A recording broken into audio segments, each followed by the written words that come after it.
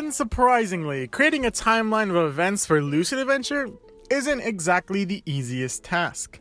This may not be a FNAF timeline, with conflicting events and a lot of murder, but there is the added challenge of there being two worlds.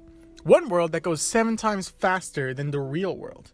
So if the world of Lucid Adventure has been around for a little more than 4 years, this one's been around for a little more than 28 years. When going into a timeline, there are 2 rules that I kept in mind. 1. Not everything we hear is important, or I guess everything we read. The timeline hits major notes of the world, but what is a major note? Is the death of this ordinary player important? What about the fall of the #1 ranked player? Is it important that we talk about Ethan as a beginner? Should we talk about Dark's class change? If not, do we talk about how he's one of the few, if only, players to have a transcendental personal attributes? Which events are important and which aren't? That's also, and I'd say even more important, with the events in the real world. Do we talk about moments like when President Kim gets stabbed here? What about when he gets stabbed this time? And what about here? Surely one of these is important to the timeline, right? Here's my stance on that. If the outside world directly affects the world of Lucid Adventure, or the opposite way around, then I'll add it. But if it's moments where Lucid Adventure might be the reason that it happens, but it's more about a specific character, then I'll ignore it. And it really depends on how important the event is. Finally, like most other normal games, there's a lot of lore written into Lucid Adventure's story. But, like a lot of lore, it's simply written in, like it actually happens when it really didn't.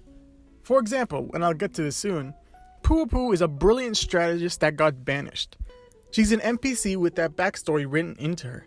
Do we count those? I'm gonna say yes, we're gonna count those like they actually happened, even if they might not have. But, for the clear distinction, I'm gonna separate the timeline into different eras. So let's get started with the first era, the Genesis era. The Genesis era starts, unsurprisingly, with the creation of the world of Lucid Adventure. And it starts with Giga. Giga is a corporation known for multiple different functions, one of which is meatpacking, which is strange to me. The head of Giga, known by the wiki as Grandma Han, passes away and leaves the company in the hands of her husband, the fun-loving and ever-eccentric Roy Han. Roy Han continues her legacy and continues the Giga company. However, he wants to make something that no one else has, a video game that you can play asleep using your brainwaves. However, it appears that his sons were very against this idea, warning him that this isn't something that their mother would approve of. But he still goes through with it. However, Roy has a problem. He can't. Roy has the idea of what he wants to do, the world he wants to make, the way he wants it to work, and the story he wants to create. He has all of that in his head, but the technology doesn't exist. There's no way to create a game that you can play solely using your brainwaves. It's not humanly possible. However, he got something that wasn't exactly human to help him. The witch. Whatever she is, it isn't human. And she offers Roy Han a chance to develop his game. A tool, really. Or as she puts it, a toy. God's toy. A world creation toy. He finally creates the game and world he's been dreaming about. The world of Lucid Adventure. This gives him the ability of a god and the assistance of Zero, a mediator or moderator, someone who can keep track of everything going on. In the game of Lucid Adventure has been created. So let's jump into our next era, the lore era, which, yeah, it's uncreative, but whatever. If you have a better name with it, please leave it in the comments. The lore era is kind of explained to us, especially in episode 151. The main problem with the lore era is how much actually happens. Some things might have happened, while others might have just been backstory written into the game's code. Some entities exist, while others don't. Some have actual roles in the game, while others may exist but don't really seem to be used that often. But let's continue this. Once the world was created, the Almighty One, Roy Han, Grandpa Dark, created other gods to look after the world. I'm sure you know these guys. The god of war, the god of blessing, the god of death, and the god of time and space. Even though one is 3, but whatever. Alongside the gods, 2 dragons were created. A dragon of good and evil, light and dark. Two dragons that would fight each other for a millennia, soaking the earth in their blood and leaving a trail of destruction and chaos wherever they went. However, they also left behind magic and technology for the rest of the world. And with this, various different species began to grow and flourish. And like when anything begins to grow, they start killing each other. And this is where we hit our first snag. And there are a few different ways that this can go. There's the obvious path, the one that's presented to us. After thousands of years, the human king Iho became corrupt and tried to gather the primal powers. But he was stopped by a group of heroes. And this group of heroes shows how much Grandpa Dark loved his grandson. The heroes that stopped human king Iho. They look familiar. Oh, we know this guy, Darkest, the first black magic master, the creator of black magic, the one who starts training Dark. But the rest may not be as familiar. But we've seen this devil. It's the heroes that Dark loves so much. It's the heroes of Dark's favorite story, the most friendly devil. As Dark states, the story of a devil that was born with a kind heart and that saves the world from 4 bosses with a human warrior. Roy Han took the same heroes that went on this adventure and placed them into his world, making them the heroes that saved the world from the human king. Then, after 1,000 years, the descendant of the devil that saved the world, Sick, tried to collect the powers of the human king and corrupt the world again.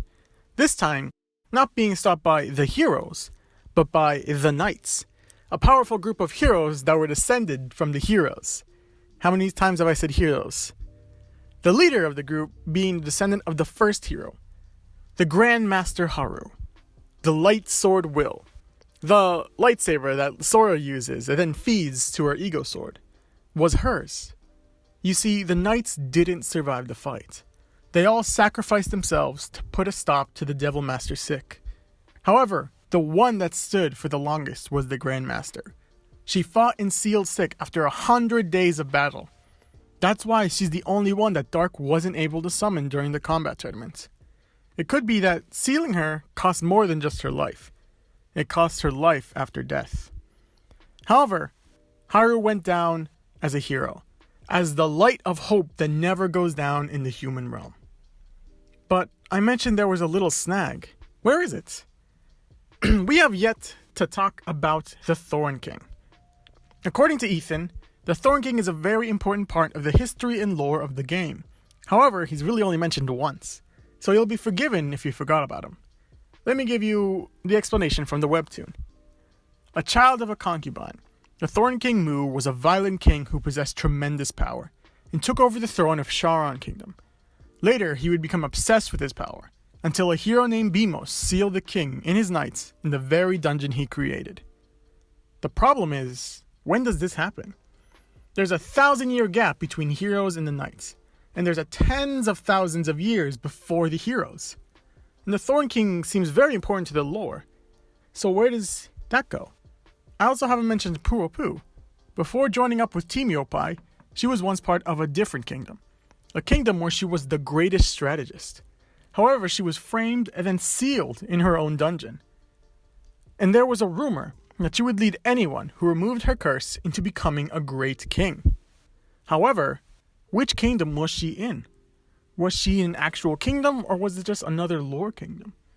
There's a lot of moving pieces that might seem a little confusing, but here's how I'll break it down. And there's actually the way I described it already. It makes sense that the heroes were the first major events, mainly due to how they were described in the episode 151, but it's also as a gift to Dark. The beginning of Roy Han's greatest story, his greatest adventure, started with Dark's favorite story, the most friendly devil. Also, it would feel weird that the descendants of the heroes didn't stop the Thorn King. Beamos might have been a hero, but I don't think he was a blood descendant. So the knights would logically come next. Then the Thorn King would take control of the Charon Kingdom, later to be sealed with his knights. The people that once thought were impossible to take down, he was sealed in his very own dungeon. And then, at the same time, or maybe even a little later, Puopu was framed for a major crime against her kingdom, to later be sealed into her own dark dungeon, waiting for someone to unseal her. There's also a chance that the Lu Kingdom, the place where Heart Eater is from, exists after Puapu's punishment. And that also means the Lu Kingdom falls to a very powerful entity. We are unsure of who it is. This leads the Heart Eater to run away and to find and train with a dragon, becoming a Dragon Knight. Later to finish his trial and leave for the woman he loves. If you want Heart Eater, check out that episode. Alright, okay. So I didn't really expect this to take this long. I've only talked about 2 eras and I have like 4 more to go. So I guess I'm splitting this up. I don't really know. I don't think I would ever do this, a 2-parter. I kind of hate it when other YouTubers do it. But I have went into the dark side and I'm never returning. Well, I guess if you want to see where this story goes, come back next Friday. Now, if I missed any backgrounds that might have appeared before the human players, then let me know, please. I want to make a good timeline here. Anyways, like always, thank you for watching.